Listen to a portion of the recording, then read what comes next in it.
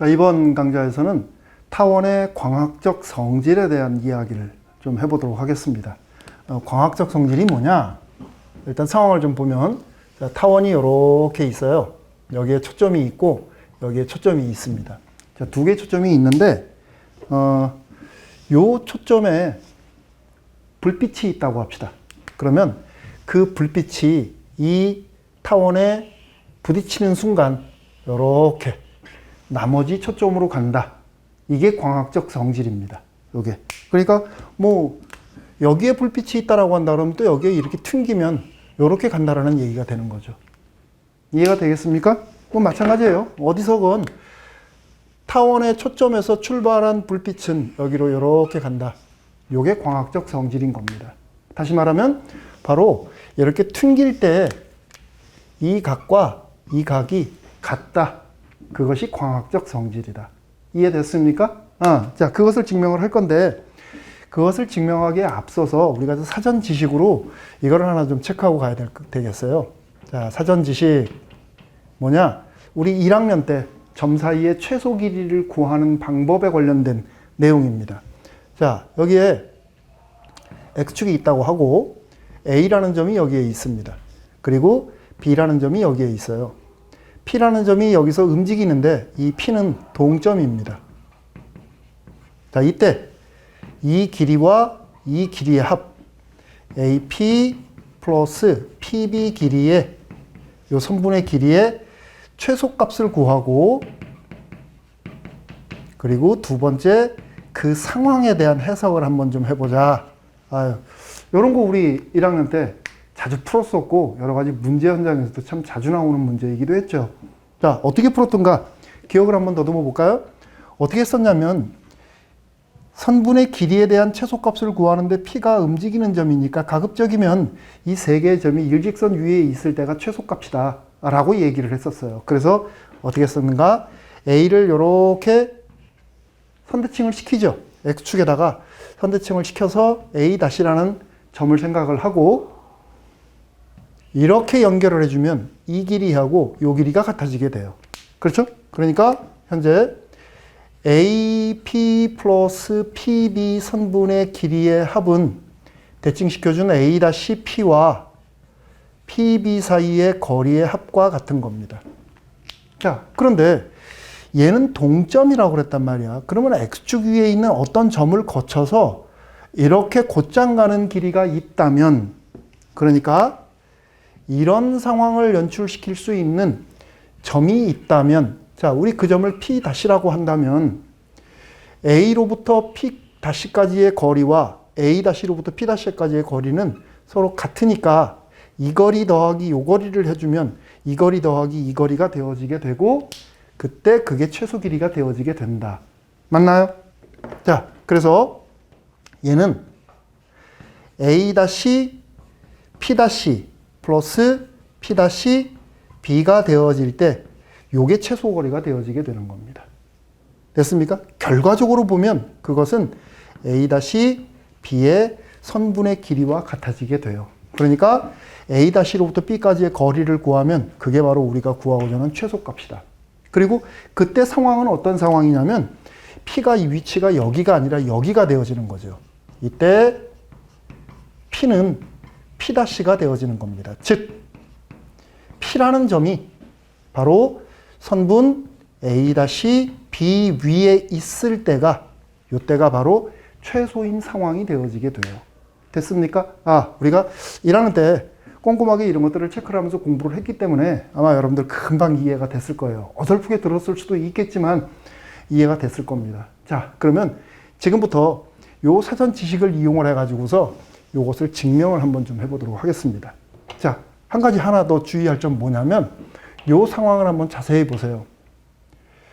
곡선에 튕긴다. 요 부분만 확대를 해서 보면 그림이 어떻게 보일까? 바로 요 곡선이 직선처럼 보이게 될 겁니다. 아주 작은 부분을 확대를 해서 보게 되면. 그래서 그 직선을 요 지점에서의 접선이라고 생각을 하는 겁니다. 그러고서 얘기를 출발을 할게요. 자, 그러면 이렇게 타원이 있는데 여기 F' 있고 여기 F가 있습니다. 그래서 곡선 위에 점 P, 하나 잡아서 이 위치에서의 접선을 생각을 할게요. 이렇게. 자, L이라고 하겠습니다. 그러면 지금부터 우리가 해야 될 일은 뭐냐면 이렇게 읽고 이렇게 읽었을 때 요각과 요각이 같다라는 것을 보여준다. 자, 그러기 위해서 보조도구 사용하겠습니다. F에서 L에 대칭 이동을 하나 시키겠습니다. 요렇게. 요거 우리 H라고 할까요? 요 위치를 F2-라고 하겠습니다. 2-. 그러면 여기서 만들어지는 이 삼각형하고 요 삼각형이 어때요? 합동이죠. 그러니까 이 각과 이 각은 같아질 수밖에 없습니다. 됐죠? 그러면 우리가 해야 될 일은 지금 뭐냐면 얘하고 얘하고 같다라는 것을 보여줄 거니까 얘하고 얘하고 같다라는 것을 보여주면 돼요. 그러기 위해서 두 개의 각이 맞꼭지각이 되어짐을 보여주면 되는 겁니다. 그러려면 뭐야? 이 직선 위에 P가 있음을 보여주면 되는 겁니다. 됐죠? 그러니까 증명의 목표가 나왔어요. 자, 복잡한 형태에 대한 증명을 할 때는 증명의 목표를 설정을 하고서 우리 얘기를 하자. 자, 증명의 최종 목표는, 자, 우리 여기 점 Q라고 할까요? 점 Q라고 했을 때 최종 목표는 각 F-PQ가 요각하고 같다는 겁니다. 각 FPH와 같음을 보이는 거예요. 요각과 요각이 같다라는 것을 보이는 게 목표입니다. 최종 목표. 그런데 그렇게 하려면 수정된 목표. 이것을 보여주려면 뭘 보여줘야 되느냐? P라는 점이 요 선 위에 있다. P가 F-F2- 위에 있음을 보여주면 이 각과 이 각이 같아지니까 얘하고 얘하고 같으므로 얘하고 얘하고는 같아질 수밖에 없다. 이게 증명의 목표예요. 됐죠? 됐나요? 이런 상황을 체크를 하는데, 자, 그러면 Q라는 점으로부터 여기까지의 거리를 한번 좀 체크를 해볼까요? 우리 동점 P입니다. 동점 Q. 네, 요 길이와 요 길이의 합을 좀 생각을 해봅시다.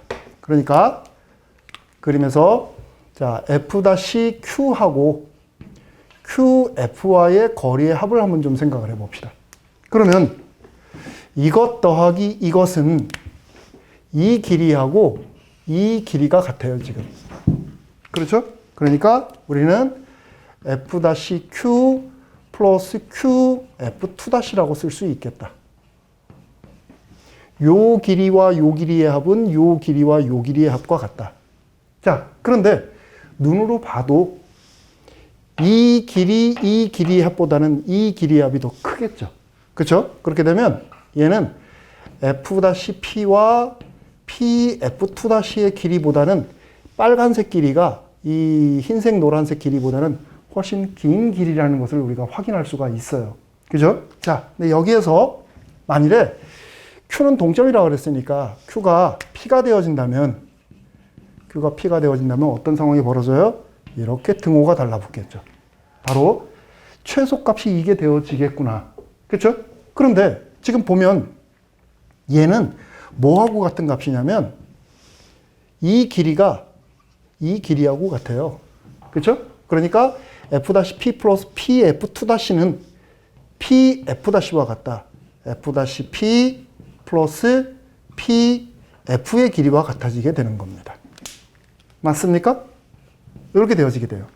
자, 그런데 이 길이라고 하는 것은 이 길이는 타원의 정의에 의해서 항상 일정합니다. 더 늘어나지도 않고 더 줄지도 않고 얘는 항상 일정해요. 왜냐하면 타원의 정의에 의해서. 얼마로 일정한 걸까요? 이 길이는 바로 장축의 길이로서 항상 일정합니다. 그럼 이게 지금 무슨 상황이 벌어진 거야?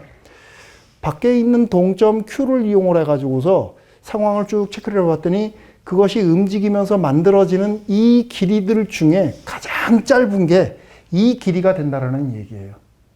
이것들 중에 가장 짧은 길이가 이 길이. 그건 무슨 얘기야? 바로 얘가 최소값이다. 그렇죠? 그러니까 이것이 최소값이 되어지려면 어떤 일이 벌어져야 되는 거야? P라는 거지. F-F 2- 위에 있어야만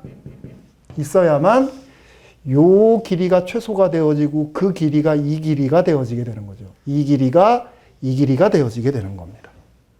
됐습니까? 그럼 얘기 끝났네. 결과적으로 봤을 때 세 개의 점이 한 직선 위에 있는 상황이 연출이 된 거니까 얘는 직선이다. 이렇게 얘기가 되어지겠다. 그쵸? 됐죠? 따라서 저게 직선이니까 이 각과 이 각이 같아질 수밖에 없다. 각 F-PQ와 요 각, 그 다음에 요 각 F2-PH가 되겠네.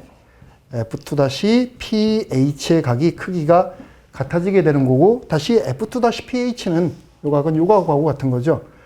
각 FPH 요 각과 같아지게 되는 겁니다. 그러니까 이 각과 이 각이 같다라고 하는 것이 증명이 됐죠. 그렇죠? 그래서 여기서 출발한 빛은 튕기면 여기로 올 수밖에 없다. 거꾸로 여기서 출발한 빛도 튕기면 여기로 올 수밖에 없다라는 사실이 증명이 되어지게 되는 거죠. 됐습니까? 해석기하의 방법을 이용해서 증명할 수도 있으나 빛의 흐름에 관련된 얘기이다가 보니까 이렇게 유클리드적인 방식을 이용해서 읽어나가는 것도 또 하나의 도움이 될 겁니다. 자, 오늘 강의는 여기까지 하도록 하겠습니다. 수고했습니다.